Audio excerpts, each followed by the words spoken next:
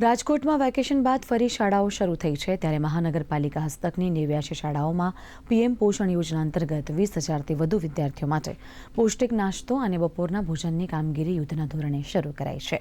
સરકારની ગાઈડલાઈન મુજબ નિયત મેનુ પ્રમાણે ગુણવત્તાયુક્ત આહાર પૂરો પાડવા પર ખાસ ભાર મૂકવામાં આવ્યો છે। ઉલ્લેખનીય છે કે સામાન્ય દિવસોમાં આ યોજનાનો અંદાજે 25,000 જેટલા બાળકો પૌષ્ટિક નાસ્તો અને બપોરના ભોજનનો લાભ લેતા હોય છે।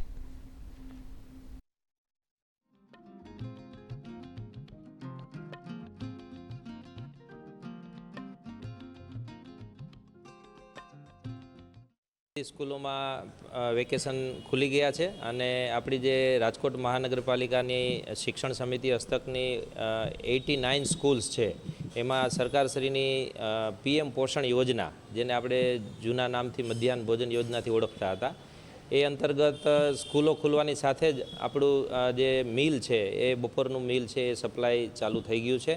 સરકારશ્રીની જે ગાઈડલાઈન છે એ મુજબ આપણે આખું મેનુ ડિઝાઇન કરેલું છે, જેમાં ખાસ કરીને પ્રોટીન, કાર્બોહાઈડ્રેટ બધા જે પોષક તત્વો મળી રહે, આ પ્રકારના અલગ અલગ મેનુ આપણે ડિઝાઇન કરેલા છે।